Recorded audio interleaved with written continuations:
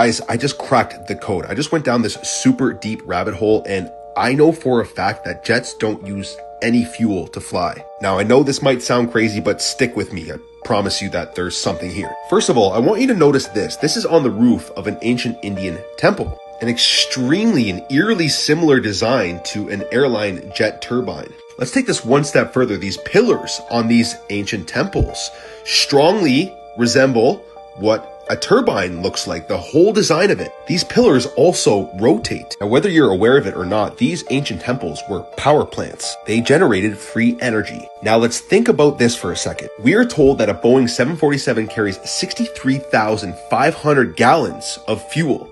Where exactly do they put all of this? This is a 60,000 gallon water tank. Just for reference, guys, just think for a second. They say that the fuel is stored in the wings. Where? How does that make any sense to you? This is where this gets really interesting. I was doing some research and this is what I came across, and it made a whole lot of sense to me. So I'm just going to read this for you guys. There's an airplane called the Airbus A380. It weighs 575 tons. Now, to make this absolute mammoth leave the ground and not slam back down to the earth 1 second later, they use ultrasonic levitation, superconductivity, and pulse magnetic zero-point Meissner fields. Jet fuel only powers the turbines to start up, and they cut off from combustion and switch to etheric energy once they reach a certain speed. And this happens when there is a good flow of electrostatic electricity.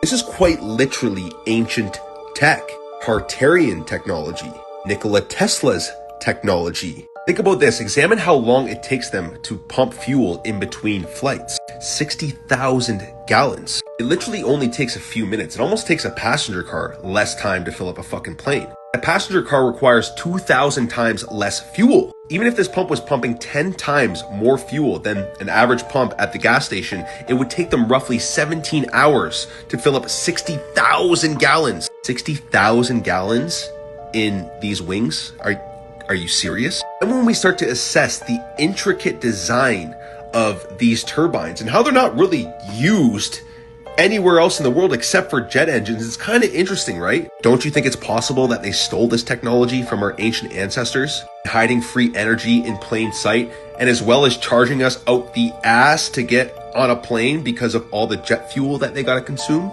This also would explain contrails and how planes just spray straight up water vapor and then it just disappears. Unlike, a combustion engine from the back of our cars that have a different type of smoke. This is a chemtrail. This stays in the air forever and disperses and blocks out the sun. Beyond the point, that's a contrail.